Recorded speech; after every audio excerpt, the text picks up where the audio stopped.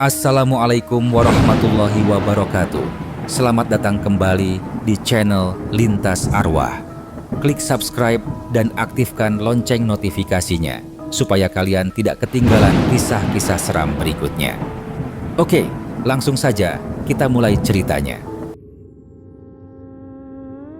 Gelap menutup seluruh ruangan saat listrik padam, dan hanya cahaya ponsel di tanganku yang membuat sudut-sudut kamar terlihat samar.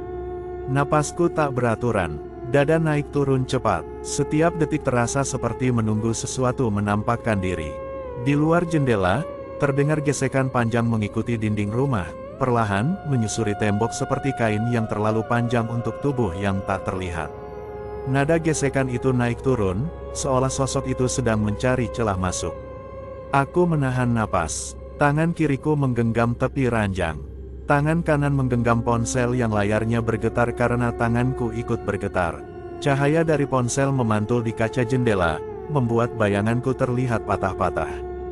Tapi di balik bayanganku itu, ada kain putih yang menempel di sisi luar kaca.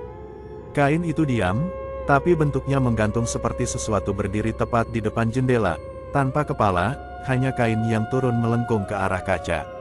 Aku tidak bisa menjerit, tidak bisa berpaling. Tidak bisa memalingkan cahaya. Kain itu bergerak sedikit, bukan tertiup angin, tapi seperti tubuh yang miring perlahan. Lalu muncul suara itu lagi, gesekan rendah yang memutari rumah, mendekat dari kiri, kemudian berhenti tepat di bawah jendela kamar. Aku memundurkan tubuh sampai menempel ke dinding sebelah kasur. Sudut ruangan terasa semakin menyempit. Bunyi langkah dari dalam lantai seperti dentuman kecil, padahal tidak ada siapapun selain aku. Getaran itu serentak muncul di lantai, seolah sesuatu menyentuh kayu dari bawah. Sesuatu mengetuk pelan di tembok. Sekali, lalu dua kali, seakan objek itu sudah masuk ke dalam rumah, dan sedang mencari aku. Sebelum sesuatu benar-benar naik menembus ruang ini, layar ponselku berkedip dan aku membuka mata. Hari masih sore, kilatan adegan tadi seperti sisa mimpi buruk yang tertinggal di kepala. Tapi sensasinya terlalu nyata untuk disebut mimpi. Rasa takutnya sama seperti nyata, sama seperti aku betul-betul terjebak, menatap kain putih di balik jendela. Aku duduk dan memijat wajah.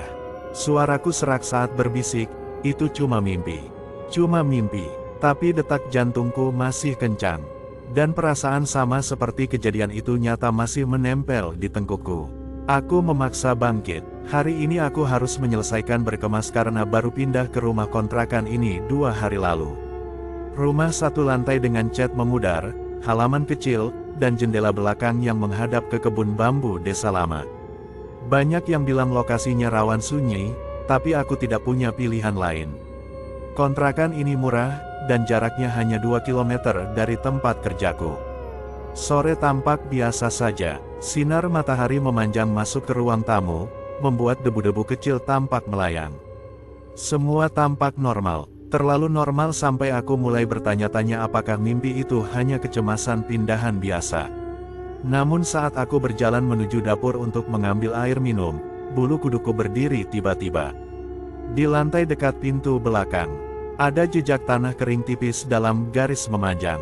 Seperti bekas sesuatu diseret dari luar menuju ambang pintu. Garis itu hanya satu, lurus, dan menghentikannya tepat di bawah kusen. Aku menelan ludah, mungkin sisa waktu pindahan kemarin. Aku menutup pintu belakang lebih rapat, memutar kunci, dan mencoba mengabaikannya. Malam datang lebih cepat dari yang kupikirkan. Angin dari kebun bambu mulai masuk lewat celah ventilasi dan menggerakkan tirai dapur. Suaranya lembut, tidak mengganggu, hanya suara daun yang terpisah satu sama lain. Tapi ketika aku duduk di ruang tengah sambil menyeduh kopi, suara lain terdengar, suara yang tidak wajar berasal dari kebun bambu. Pertama, sebuah sentuhan samar seperti sesuatu menggesek daun-daun. Kedua, sesuatu jatuh pelan ke tanah, tapi tidak memantul. Ketiga, keheningan panjang seperti sesuatu sedang berdiri diam. Aku mendekati jendela ruang tengah. Lampu rumah membuat pantulan kaca tampak lebih terang daripada luar. Aku mencoba menyesuaikan penglihatan, menunggu sampai cahaya luar cukup untuk melihat apapun di antara batang bambu. Tidak ada yang bergerak, tidak ada yang lewat, Tidak ada apa-apa. Aku hendak berbalik, sampai tirai jendela terdorong sedikit, seperti ada hembusan kuat dari arah luar. Tidak ada angin sebesar itu. Aku menatap lagi. Fokus. Menahan napas. Di antara celah bambu, samar sekali tampak sesuatu putih menggantung rendah. Tidak bergerak, tidak jatuh. Seperti kain panjang yang melingkar pada satu titik. Aku mendekatkan wajah ke kaca. Kain itu melambai sedikit, bukan ke bawah, tapi ke samping, seperti mengikuti sesuatu yang sedang miring. Aku menjauh beberapa langkah dan duduk di lantai, menenangkan diri. Jangan mikir macam-macam, itu cuma plastik nyangkut, tapi pikiranku tidak mau menerima alasan itu. Sekitar jam 9 malam, pintu rumah diketuk perlahan dari luar. Ketukan sederhana, tidak terburu-buru, seperti mengetuk rumah orang yang sudah dikenal. Aku membuka pintu. Pak Darto berdiri di depan pagar, membawa bakul kecil dan senter. Sorot lampunya mengarah ke tanah, tidak ke wajahku. Kamu sudah mulai betah tinggal di sini? Tanyanya. Lumayan, Pak, jawabku. Cuma, ya, suasananya agak sepi. Dia mengangguk pelan. Kalau malam memang begitu. Hati-hati kalau dengar suara aneh dari belakang rumah. Aku menelan ludah. Kenapa, Pak? Langkahnya berhenti. Ia menatap kebun bambu di belakang kontrakan dengan wajah yang sulit dibaca. Belakang itu tanah lama, warga sini sudah tidak pakai jalan itu sejak bertahun-tahun. Kalau malam ada suara aneh, jangan disahuti. Ada hewan? Ya, Pak. Dia tetap diam, lalu hanya menjawab, bukan hewan. Sebelum aku sempat bertanya lagi, dia berbalik dan berjalan pulang. Langkahnya pelan, tapi sorot senternya terlihat tergesa seperti tidak ingin berlama-lama di luar rumah. Aku menutup pintu dan mencoba menghapus percakapan itu dari kepala. Tapi justru setelah itu, suara gesekan pertama malam ini muncul. Awalnya dari dinding samping, pelan, teratur, seperti kain panjang yang menelusuri permukaan tembok, perlahan turun ke lantai. Aku berdiri mematung di tengah ruang tamu. Suara itu bergerak, mengitari dinding dari ruang tengah ke arah dapur. Aku mengambil ponsel dan menyalakan lampu senter kecil, tapi cahaya itu justru membuat ketegangan semakin terasa. Setiap bayangan tampak lebih pekat. Setiap sudut seperti tempat persembunyian sesuatu. Aku melangkah perlahan ke dapur. Saat sampai di ambang pintu, suara itu berhenti. Sunyi, tapi matahari sudah tenggelam sepenuhnya, dan tidak ada cahaya dari luar. Aku mendekat ke pintu belakang dan menyentuhkan telapak tanganku ke kayu. Kayu itu dingin seperti tidak menyentuh udara rumah, melainkan udara dari ruang lain. Dari luar, terdengar duk kecil, seperti sesuatu jatuh ke tanah. Bukan batu, bukan buah. Suaranya terlalu tumpul untuk benda kecil. Aku menempelkan telinga ke pintu. Tidak ada suara lanjutan, hanya keheningan yang membuat jantungku terus menekan tulang rusuk. Kuputuskan kembali ke ruang tengah dan menyalakan lampu lebih terang. Layar TV menyala otomatis tapi mengeluarkan statik sebentar. Aku menatap layar itu, merasa ada sesuatu yang bergerak di pantulan jendela belakang. Aku menyalakan TV lebih besar agar tidak terlalu sunyi. Namun 5 menit kemudian, listrik padam. Gelap seketika memenuhi seluruh rumah. Aku mematung. TV mati, lampu mati. Ventilasi berhenti mengeluarkan suara, dan dari arah belakang rumah, gesekan itu kembali, lebih jelas, lebih dekat. Suaranya mengikuti garis dinding luar kamar seakan sesuatu sedang meraba dari luar. Aku berjalan mundur ke kamar. Tirai jendela kamar bergerak kecil, seperti ada angin dari luar, padahal jendela tertutup. Aku mengarahkan cahaya ponsel ke kaca jendela. Saat cahaya itu menyorot bidang kaca, kain putih menempel di sisi luar jendela. Lengkungannya turun seperti tubuh membungkuk mendekat. Aku terpaku, tidak berani bergerak, tidak berani bersuara. Kain itu tidak punya kepala. Bagian atasnya menggembung seperti kain kosong yang tidak menutupi apapun. Tapi tetap berdiri, tetap tegak, tetap menghadap ke arahku. Gesekan terdengar lagi di sisi lain rumah, seolah ada lebih dari satu kain. Aku mengangkat ponsel lebih tinggi, menyorot kain itu, dan kain itu bergerak sedikit, seolah menyesuaikan diri dengan arah cahaya. Perlahan, kain itu menempel lebih kuat ke kaca, membuat permukaannya berkerut. seperti sedang mendekat, seperti mencoba menembus ruang di dalam. Aku mundur sampai menempel pada dinding kamar. Cahaya ponselku bergoyang karena tanganku sulit menahan getar. Lalu terdengar bunyi seperti sesuatu menggesek lantai dalam kamar, padahal tidak ada siapapun. Aku melihat ke lantai. Ada kain tipis seperti serpihan putih kecil bergerak di dekat pintu kamar. Seolah jatuh dari sisi luar tembok. Aku menahan napas. Sesuatu sepertinya sudah masuk rumah.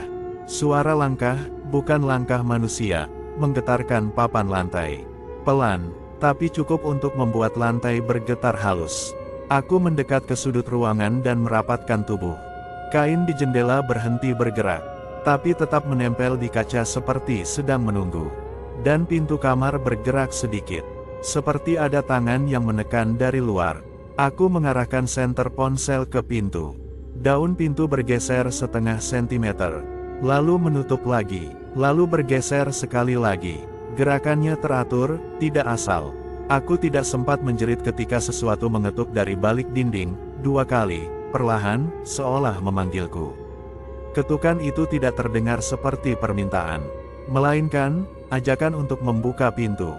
Sebelum ketukan ketiga muncul, listrik menyala kembali. Kain di jendela sudah hilang. Pintu berhenti bergerak, hanya aku yang masih gemetar di sudut ruangan. Dan hanya satu kalimat yang berulang di kepalaku. Makhluk itu bukan sedang lewat. Tadi dia sedang mencari aku. Pagi setelah kejadian itu, tubuhku masih terasa lemas. Tidurku berantakan. Setiap kali menutup mata, aku teringat kembali kain putih yang menempel di jendela kamar, bukan hanya menempel, tapi seperti mencondongkan diri masuk ke dalam ruangan. Aku duduk lama di meja dapur, memandangi gelas kopi yang belum kusentuh. Matahari belum sepenuhnya naik, tapi cahaya paginya cukup terang menembus tirai dapur. Anehnya, cahaya pagi membuat kontrakan ini terasa kosong, bukan aman, hanya kosong. Aku memutuskan untuk membuka pintu belakang. Begitu pintu terbuka, udara dari luar masuk tanpa suara, lalu rasa dingin menyapu area leherku. Aku menahan diri untuk tidak menghirup terlalu dalam. Lantai tanah di belakang rumah terlihat seperti biasa, tetapi ada satu hal yang membuatku terpaku. Garis tanah tipis memanjang dari samping tembok ke bawah jendela kamar, sama seperti jejak malam sebelumnya. Dan di ujung garis itu, tepat di tanah yang agak cekung, ada bekas seperti sesuatu jatuh dari posisi tinggi. Tidak dalam, tapi cukup jelas meninggalkan lekukan lonjong. Sekilas tampak seperti bentuk tubuh yang jatuh tanpa kepala. Aku menunduk perlahan. Punggungku seperti ditarik mundur oleh naluri. Garis itu masih baru.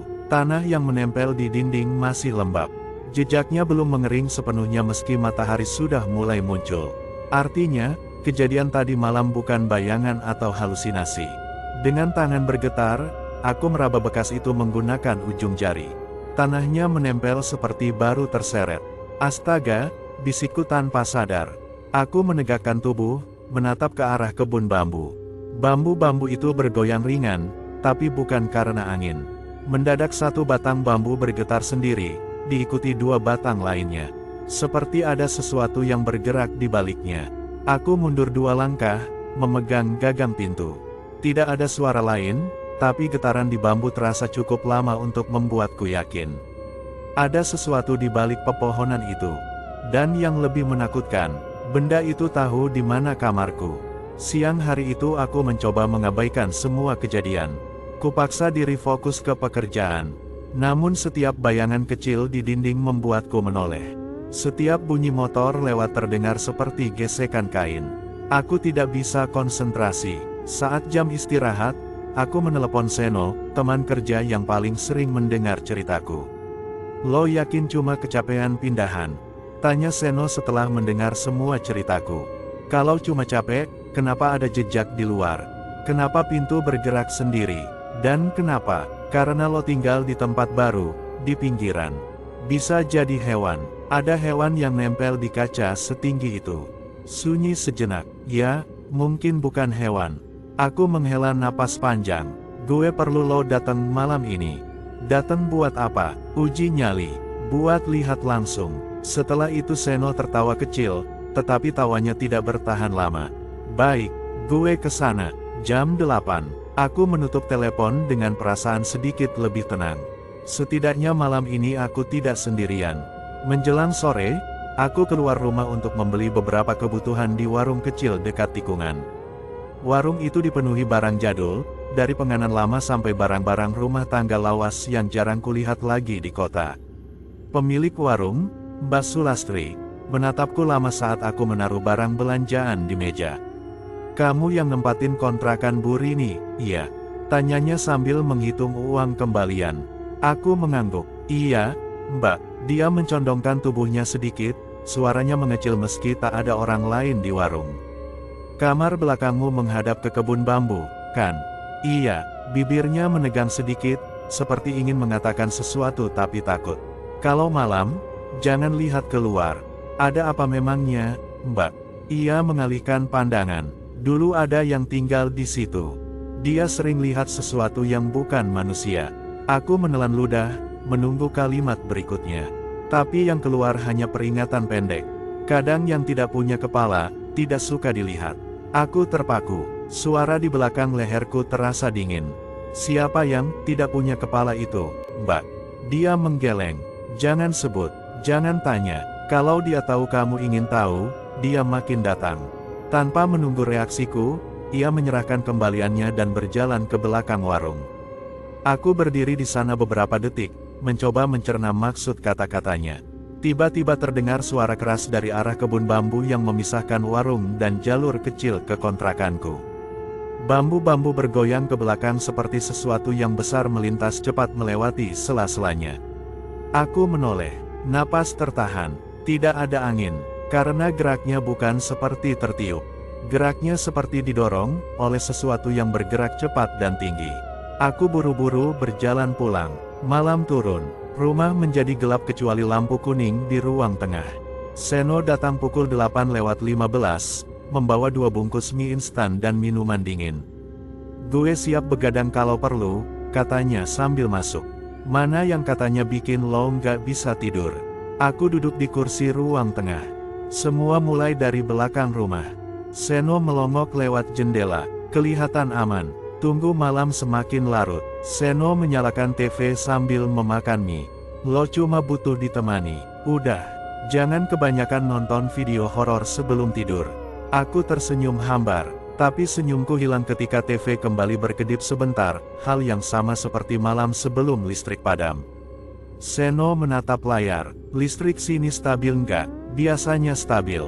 "Biasanya." Aku tidak menjawab. Jam menunjukkan pukul 21:47. Angin dari arah dapur mulai masuk ke ruang tengah. Itu biasa, tapi yang tidak biasa adalah suara kecil dari lantai belakang rumah, seperti sesuatu menyentuhnya perlahan. Seno menoleh. "Lo denger?" Aku mengangguk. Suara itu muncul lagi. Kali ini lebih jelas. Seno berdiri. "Oke, itu bukan hewan kecil." Aku berjalan ke arah dapur dengan langkah pelan. Seno mengikutiku, memegang botol minuman seperti memegang senjata improvisasi. Lampu dapur menyinari lantai dengan warna kuning pucat. Kami berdiri di depan pintu belakang. Dari luar, terdengar suara duk kecil. Tidak keras, tapi cukup membuat Seno refleks melompat mundur. "Apa itu?" bisiknya. "Dia jatuh," jawabku tanpa sadar. Seno menatapku tajam. "Siapa?" "Dia." Aku menunjuk ke bagian bawah pintu. Ada celah kecil, dan dari situ, terlihat kain putih tipis melintas cepat seperti tersapu angin. Seno menegakkan tubuhnya. Gue ngelihat, kan?" Aku mengangguk. Suara gesekan muncul lagi. Lebih pelan, lebih panjang, mengitari tembok seperti sebelumnya. Tapi sekarang, Seno ikut mendengar semuanya dengan jelas. "Ini nggak normal," katanya. "Ini bukan maling. Bukan hewan, bukan manusia." Kami mundur perlahan ke ruang tengah. Namun baru beberapa langkah, listrik padam. Suara TV lenyap, lampu mati. Hampir seluruh ruang berubah gelap. Aku mematikan napas. Seno langsung menyalakan flashlight ponsel. Dalam cahaya itu, terlihat tirai jendela ruang tengah, bergerak ke dalam sedikit, seperti ada sesuatu yang lewat di baliknya. Seno belum selesai bicara ketika terdengar dentuman lembut dari luar jendela.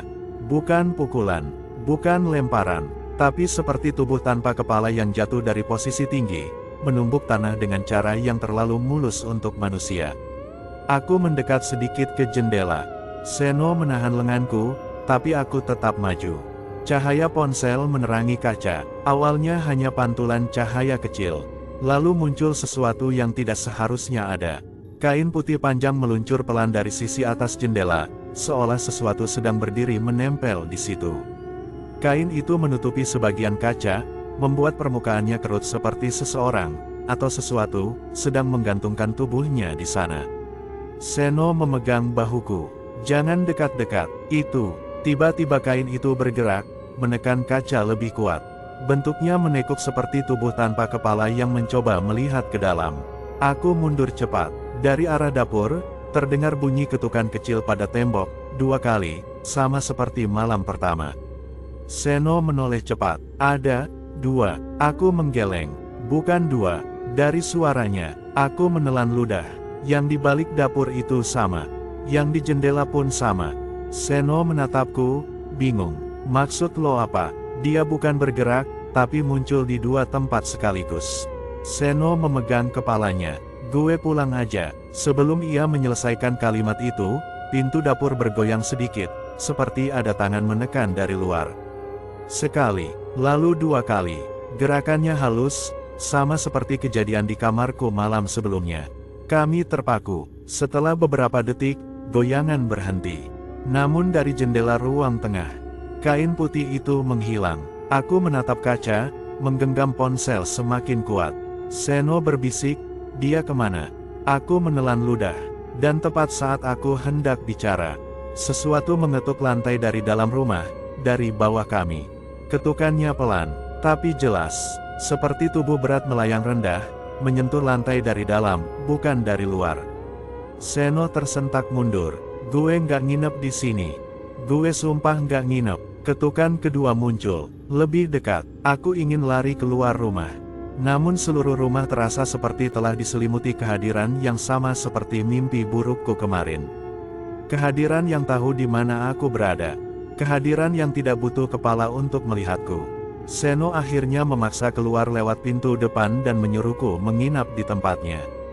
Tapi saat aku hendak mengunci pintu, aku melihat sesuatu di bawah jendela ruang tengah, kain putih kecil, seperti serpihan yang tertinggal. Kain itu basah di bagian ujungnya. Bukan air, warnanya seperti tanah yang melekat karena diseret. Aku merinding. Seno menarik lenganku, memaksaku keluar.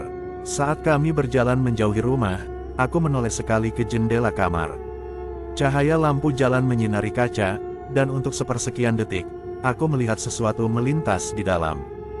Bukan bayangan orang, tidak ada kepala, hanya kain yang bergerak sendiri di dalam kamarku, seolah menunggu aku kembali. Aku kembali ke kontrakan keesokan paginya, ditemani Seno yang masih tampak gelisah setelah kejadian tadi malam. Dia tidak masuk sama sekali, hanya menunggu di luar pagar, seolah yakin sesuatu menunggu kami di dalam. Aku membuka pintu perlahan. Tidak ada suara apapun. Tidak ada benda yang berubah posisi. Tapi ada satu hal yang membuat jantungku berdetak lebih cepat. Tirai jendela ruang tengah sudah terbuka. Padahal semalam aku menutupnya rapat sebelum kabur. Lo yakin tadi malam lo nutup tirainya? Seno bertanya tanpa mau masuk. Gue nutup dengan tangan sendiri. Seno mengusap wajah, menatap ke dalam rumah yang tampak terlalu sunyi. Lo nggak boleh tinggal di sini sendirian. Aku mengambil napas panjang. Gue cuma butuh beberapa hari. Setelah itu gue bakal cari tempat lain. Beberapa hari cukup buat ngeliat yang enggak-enggak lagi. Aku tertawa hambar, bukan karena lucu, tapi karena itu hal paling benar yang diucapkannya sejak tadi. Namun aku tetap masuk. Aku harus. Semua barangku ada di dalam. Seno menunggu di luar pagar, enggan melangkah masuk walau cuma 1 meter. Aku memberinya isyarat bahwa aku baik-baik saja. Tapi saat aku menutup pintu depan, aku tahu dia sebenarnya benar. Rumah ini bukan tempat orang normal tinggal. Kejadian itu dimulai saat aku berbicara dengan Bu Rini, pemilik rumah yang tinggal 3 bangunan dari kontrakan. Aku hendak menyerahkan uang tambahan untuk perbaikan salah satu keran bocor. Oalah, bolah, mas, bolah. Ia menerima amplop kecil itu sambil tersenyum canggung. Gimana tidurnya selama di sini? Lumayan, tuh, aku mencoba tersenyum balik. Iya, Bu, hanya, belakang rumah agak. Aku berhenti sebelum menyebutkan apapun. Bu Rini menundukkan kepala, mengangkat alis seperti mengerti tanpa harus kuberitahu. Mas, kalau malam, jangan sering buka tirai, iya. Aku terdiam.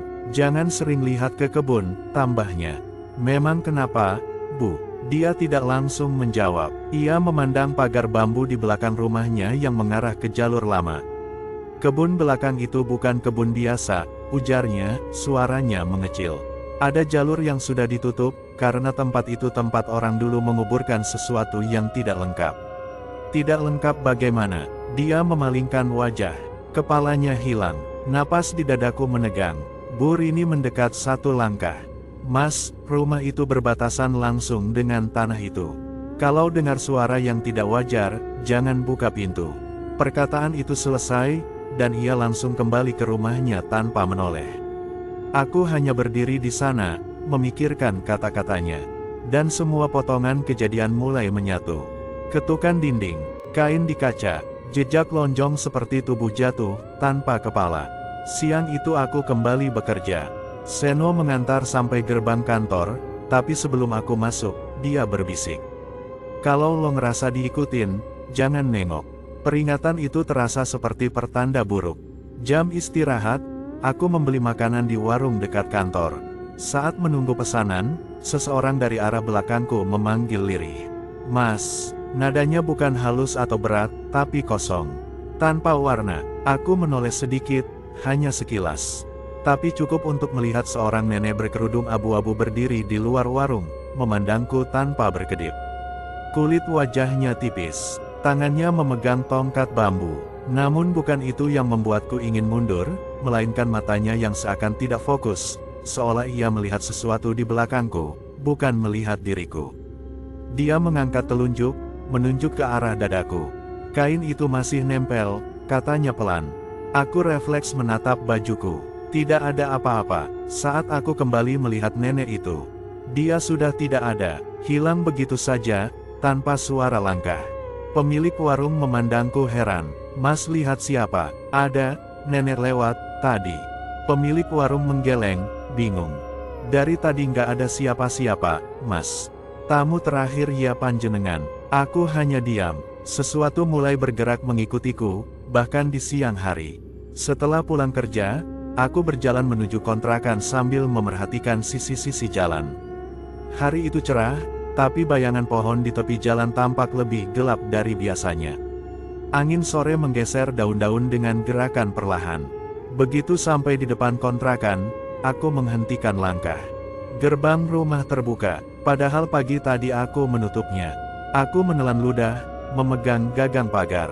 Setelah memastikan tidak ada yang lewat, aku masuk perlahan. Pintu depan terkunci. Itu melegakan sedikit, tapi justru membuatku semakin bingung. Jika pintu terkunci, siapa yang membuka gerbang? Aku masuk rumah. Ruang tengah terlihat normal. Dapur terlihat normal. Namun saat masuk ke kamar, aku tertegun. Tirai jendela kamar kembali terbuka.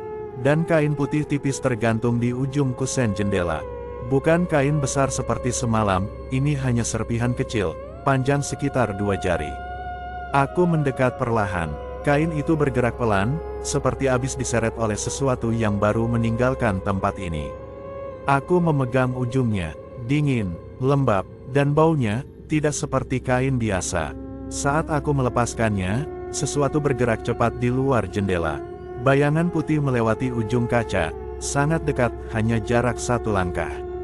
Aku terkejut dan mundur. Suaranya jelas seperti kain panjang yang diseret tanah, mengitari rumah. Aku mengejar ke ruang tengah, menempelkan telinga ke dinding. Suara itu bergerak dari kamar ke dapur. Dari dapur ke samping rumah. Lalu berhenti, sunyi. Aku menunggu. 5 detik, 10 detik, 15 detik. Lalu tiba-tiba pintu dapur bergetar, seperti ada sesuatu menabrak dari luar. Sekali, 2 kali, 3 kali. Tidak keras, tapi teratur. Aku mundur, tidak berani menghirup udara terlalu cepat. Gagang pintu bergerak sangat perlahan, seperti diputar oleh tangan yang tidak terlihat. Aku menahan napas dan meraih botol kaca terdekat. Handle pintu terangkat sedikit, lalu berhenti, sunyi lagi. Tapi sunyi itu terasa seperti seseorang berdiri diam di balik pintu. Aku mendekat setengah langkah, tangan menggenggam botol kaca dengan kencang. Lalu dari sisi jendela dapur, kain putih melintas cepat, menutupi kaca seperti seseorang melintasi jendela dengan tubuh tanpa kepala. Aku menjatuhkan botol kaca dan mundur sampai menabrak meja. Sesuatu di luar bergerak mengikuti tembok, menjalar dari dapur menuju ruang tengah, seperti melayang rendah. Aku mengintip dari balik pintu kamar, dan saat aku melihat jendela ruang tengah, ada kain besar menggantung di ambang kaca, panjangnya menyapu lantai luar. Bentuknya menutupi kaca setengah bagian, tapi tidak bergerak seperti plastik, melainkan seperti pakaian yang dikenakan oleh sesuatu yang sedang berdiri diam.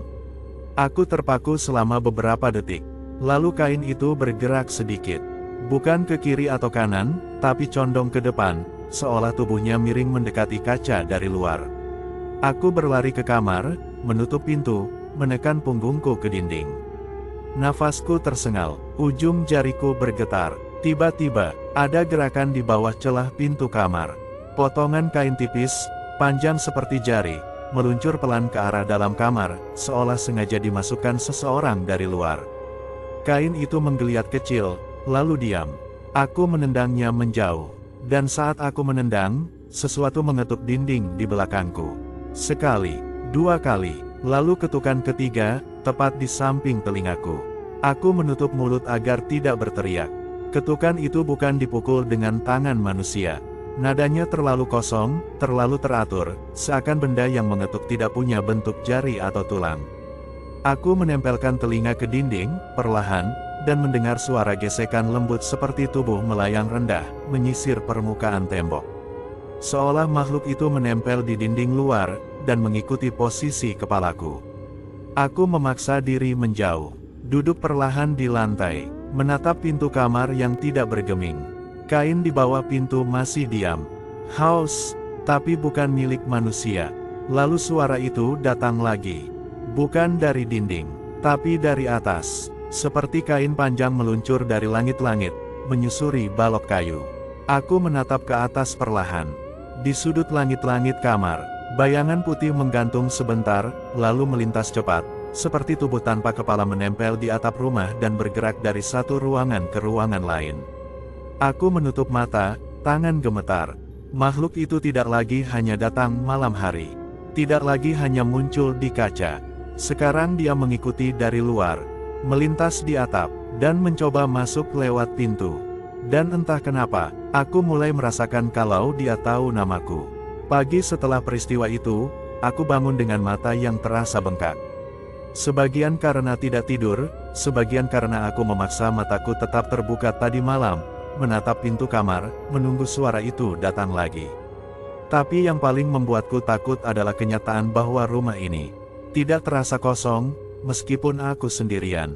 Ada momen-momen ketika udara seperti bergeser dari satu sudut ke sudut lain, bukan hembusan angin, melainkan pergerakan sesuatu yang tak terlihat. Aku duduk di tepi ranjang sambil memandangi jari-jari kakiku yang bergerak gemetar. Sesuatu terlintas di kepalaku, kata-kata nenek di warung kemarin. Kain itu masih nempel. Saat itu aku menganggapnya metafora. Sekarang aku mengerti maknanya. Makhluk itu menempel padaku, mengikuti kemanapun aku pergi. Aku merasa tubuhku lebih dingin dari hari sebelumnya. Samar-samar, seperti ada sesuatu berdiri di belakangku, padahal saat kuputar badan, hanya dinding kamar yang terlihat. Tidak ada apa-apa, namun aku tahu sesuatu berdiri di ruangan yang sama. Siang itu aku kembali ke warung Mbak Sulastri. Ia memandangku dengan raut yang kaget, seperti tidak menduga aku masih tinggal di kontrakan itu. "Mas, kamu masih di situ?" tanyanya sambil mengusap tangan di apronnya. Aku mengangguk pelan. "Saya butuh tanya sesuatu, Mbak." Dia menunduk, tidak suka arah pembicaraannya. "Saya mohon, apa sebenarnya yang terjadi di tanah belakang kontrakan itu?" Ia menggigit bibirnya, ragu. "Kalau kamu tanya warga desa, semua orang di sini sudah sepakat untuk tidak membahasnya," katanya lirih. Karena yang dulu terkubur di sana bukan orang yang meninggal wajar. Aku mendekat. Tolong, ceritanya saja. Dia menarik napas panjang, lalu memandang lurus ke mataku. Dulu, sekitar puluhan tahun lalu, ada laki-laki yang ditemukan jatuh di jalur bambu belakang kontrakan itu. Suaranya gemetar, tapi bukan jatuh biasa. Aku menunggu. Tubuhnya ditemukan tanpa kepala. Dadaku serasa diremas. Kepalanya tidak pernah ditemukan, lanjutnya. Dan orang-orang bilang dia tidak bisa menemukan jalan akhir, karena tubuhnya tidak lengkap. Aku tertegun mendengar itu. Tapi bukannya dia sudah dikuburkan. Mbak Sulastri menggeleng perlahan. Tidak benar-benar dikuburkan. Ia menatap keluar warung, memastikan tak ada yang mendengar. Warga hanya menimbunnya di tanah belakang kebun bambu itu, dengan kain kafan yang tidak utuh. Apa maksudnya, tidak utuh? Kain itu robek di bagian atas. Tidak ada pembungkus kepala. Aku menelan ludah. Jadi, yang selama ini lewat di belakang kontrakan. Dia bukan lewat. Mbak Sulastri menggeleng cepat. Dia mencari sesuatu yang hilang.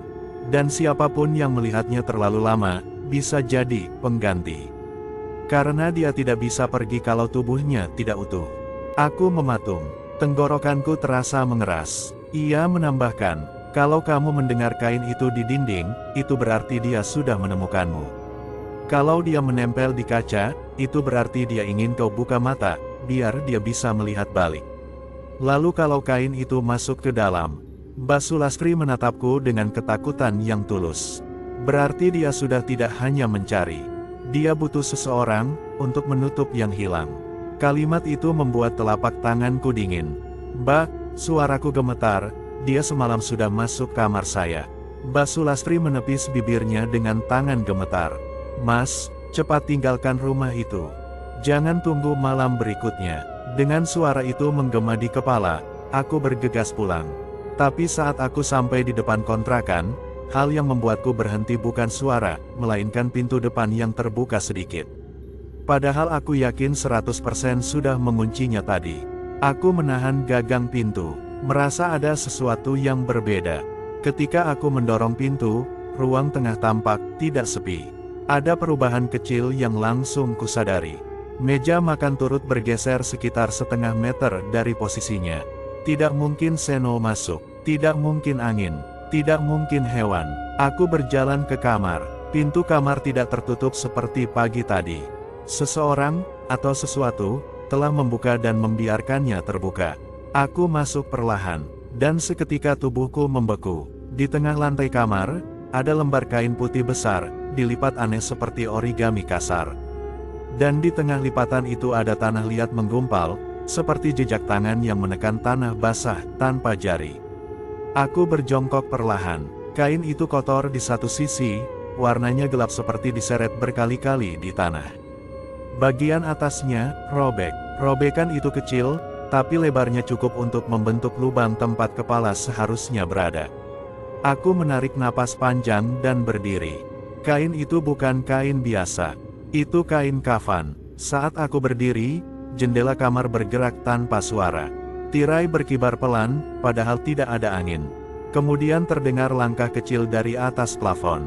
Bukan langkah manusia. Langkah itu terlalu ringan, tapi cukup jelas untuk menandakan sesuatu bergerak. Aku mendongak. Langit-langit bergema pelan, seperti ada yang merayap di atasnya. Bergerak dari ruang tengah menuju kamar.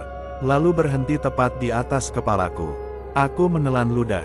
Tidak berani bergerak. Kemudian suara gesekan itu turun ke dinding. Kain panjang, halus, menelusuri permukaan tembok dari atas ke bawah. Lalu berhenti di samping jendela. Aku melihat celah jendela bergerak sedikit, seperti ada sesuatu yang menempelkan tubuhnya di luar. Aku mendekat, dan saat aku menyingkap tirai, kain putih panjang melintas di kaca. Bukan dari arah luar kebun, tapi dari arah atap, jatuh meluncur seperti seseorang menjatuhkan tubuh tanpa kepala dari genteng. Aku mundur cepat, tubuh menabrak meja kecil. Kain itu melambai, lalu menghilang di sisi jendela. Aku berlari ke ruang tengah. Tetapi saat tiba di sana, semua tirai sudah terbuka sendiri. Kaca jendela memantulkan ruangan dengan sudut-sudut gelap yang tidak kukenali. Lalu suara itu datang lagi.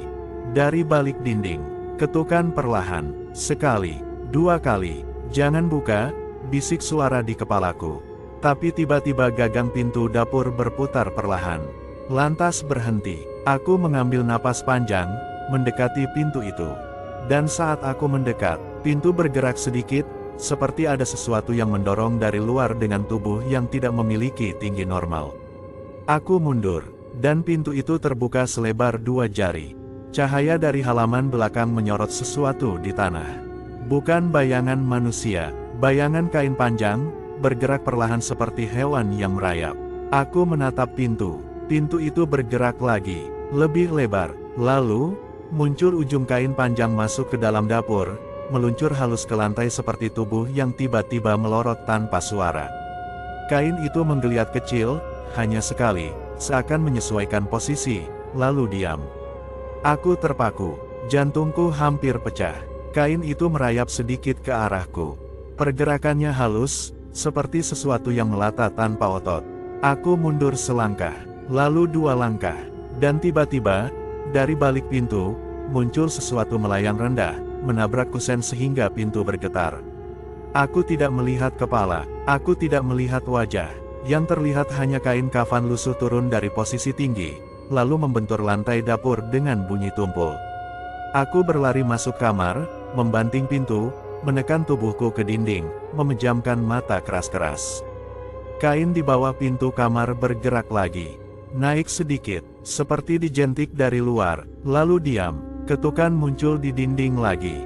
Perlahan, tertekan, seolah sedang memanggil, dan aku hanya bisa menahan napas, sambil menyadari satu hal yang membuat tubuhku gemetar lebih keras. Makhluk itu bukan mencari aku. Makhluk itu menganggap aku bagian dari dirinya. Seseorang yang bisa menggantikan bagian yang hilang.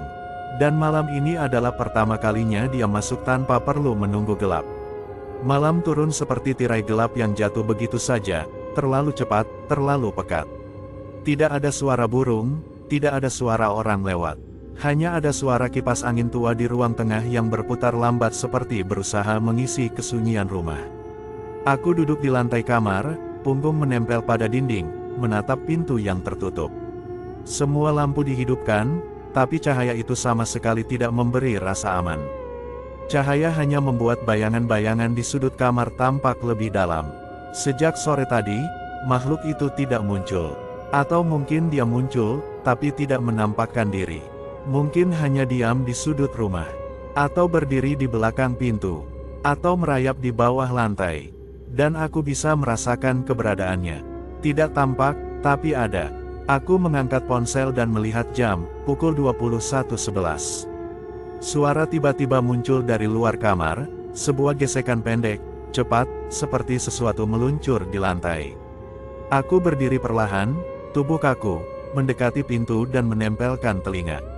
Sunyi, tapi sensasinya ada, seperti seseorang berdiri di sisi lain pintu. Aku menatap handle pintu. Handle itu bergerak sedikit, sangat pelan, seolah ada tangan yang memutarnya dari luar dengan sabar.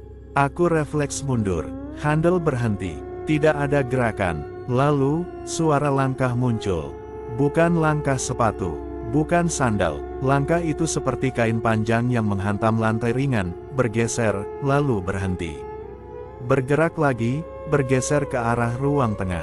Aku memejamkan mata, rambut di tengkukku terasa ditarik oleh ketakutan.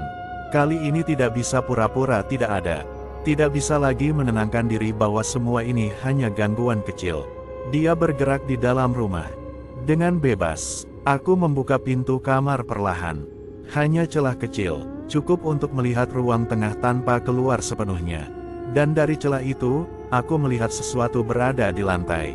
Kain putih panjang, terlipat seperti tubuh yang terjatuh tanpa kendali.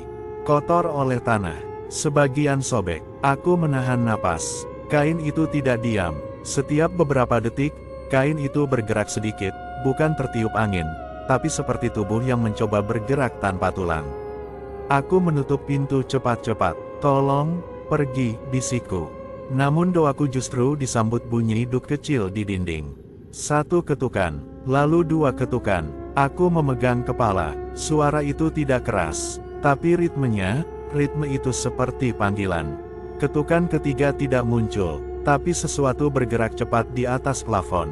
Aku melihat langit-langit kamar. Plafon itu bergetar pelan, seolah ada seseorang berjalan, atau melayang rendah, tepat di atas kamar. Aku mundur ke tengah ruangan. Tidak ingin terlalu dekat dengan tembok manapun. Plafon kembali bergetar. Sekarang gerakannya lebih jelas, mengarah dari satu sisi ruangan ke sisi lainnya. Lalu berhenti tepat di atas kepalaku. Astaga, bisikku. Dalam hitungan detik, sesuatu jatuh dari langit-langit. Bukan tubuh, bukan kepala, bukan tangan, tapi kain putih panjang, jatuh dari sela kecil plafon yang retak. Kain itu jatuh seperti ular, memukul udara dan mendarat di lantai tepat di depanku. Aku tersentak mundur. Kain itu bergerak seperti hidup, merayap ke arah kakiku. Aku melompat ke belakang. Kepalaku terbentur dinding, tapi kain itu terus mendekat, bergerak halus seperti tertarik oleh sesuatu yang tidak terlihat. Kupukul kain itu dengan bantal. Tidak berguna. Kain itu tetap merangkak ke arahku, menempel di ujung kakiku. Saat kain itu menyentuh kulitku, rasa dingin yang sangat kuat mengalir naik dari telapak kaki ke betis. Dingin seperti ruangan yang tidak pernah dijangkau cahaya. Dingin seperti tanah makam yang sudah lama tidak dibuka. Aku menendang kain itu menjauh. Ia terpental sedikit, lalu kembali merayap ke arahku. Tidak ada suara lain, hanya kain itu dan napasku yang kacau. Lalu seluruh rumah bergetar pelan, dan pintu kamar terbuka sendiri dengan suara nyaring. Aku berhenti bergerak, menahan napas. Di ambang pintu, kain putih tinggi menjulur dari arah ruang tengah, menutupi setengah pintu. Tidak bergerak, diam seperti tubuh yang sedang berdiri tegak. Tidak ada kepala di ujung kain, hanya robekan besar di bagian atas. Sosok itu hanya berdiri di sana, tanpa bergerak, tanpa suara, tidak maju, tidak mundur. Aku tidak berani bicara, tidak berani menjerit. Kain itu kemudian meluncur sedikit, menunjuk lantai kamar. Gerakannya seperti mengarahkanku untuk melihat sesuatu. Aku mengikuti arah kain, dan melihat kain yang jatuh dari plafon tadi kini bergerak sendiri, menggulung seperti membentuk bagian leher yang tidak pernah ada. Tidak, jangan, suaraku pecah. Kain itu menggeliat keras, seakan menuntut sesuatu. Dan tubuh tinggi di ambang pintu mulai bergerak. Tidak maju, tapi tubuh itu merendah perlahan, seperti sedang menundukkan diri untuk mengisi kekosongan. Aku menekan tubuhku ke dinding. Tidak tahu harus kemana. Tidak tahu apa yang harus dilakukan. Lalu lampu kamar berkedip. Sekali, dua kali, dan pada kedipan ketiga, kain di pintu mendekat secepat kilat. Ia meluncur ke dalam kamar seperti tubuh besar yang dilempar dari pintu, menabrak lantai lalu terangkat seperti ada bentuk di dalamnya. Aku jatuh tersungkur. Kain itu berdiri di depanku. Terlalu dekat, terlalu nyata. Tidak ada kepala, hanya lipatan kain yang bergerak pelan, seperti sesuatu di dalamnya sedang mencoba menambah bentuk. Aku mundur, merangkak, tapi kain itu mengikuti dengan gerakan merayap rendah. Entah bagaimana aku berhasil bangkit dan meraih gagang pintu. Aku lari ke ruang tengah, menabrak meja, hampir tersungkur lagi. Tirai jendela berkibar, bayangannya tampak seperti seseorang melintas cepat di luar. Aku menuju pintu depan dan menariknya sekuat tenaga. Pintu itu tidak bergerak, seperti ada yang menahan dari luar. Aku menendang, mendorong, menarik, tidak membuka. Suara gesekan muncul dari belakangku. Aku menoleh perlahan. Di ujung koridor, kain putih itu berdiri diam, menatapku tanpa wajah. Tidak menggeser, tidak melayang, hanya menatap, seperti menunggu aku berhenti berjuang. Aku melemparkan apapun yang bisa kuambil. Piring, gelas, tas, tidak ada yang membuatnya bergerak. Kain itu tidak menyerang, ia hanya berdiri. Dan dari arah dapur, terdengar ketukan kecil. 2 kali, teratur, sama seperti malam pertama. Aku kembali menarik pintu depan. Pintunya tiba-tiba terbuka kuat hingga aku hampir jatuh keluar. Aku berlari keluar rumah tanpa menoleh. Tanpa sadar, aku menjatuhkan ponselku. Tapi aku tidak berani kembali untuk mengambilnya. Aku berlari sampai keluar gang. Baru ketika sampai di jalan utama, aku berbalik. Rumah kontrakan itu gelap, semua lampu padam. Tapi di jendela ruang tengah, aku melihat kain putih itu berdiri diam, tegak, menghadap keluar jendela.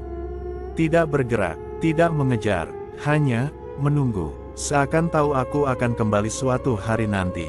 Dan saat angin melewati jalan kecil itu, tirai rumah kontrakan bergerak pelan.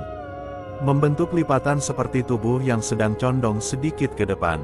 Seolah sosok itu memiringkan dirinya, mengikuti arahku. Makhluk itu tidak hilang, dia tidak terusik, tidak marah. Dia hanya berdiri, dan menunggu kapan aku berani pulang. Dan itulah kisah horor malam ini. Percaya atau tidak, semua kembali pada diri kita masing-masing. Sampai jumpa di cerita horor berikutnya. Wassalamualaikum warahmatullahi wabarakatuh.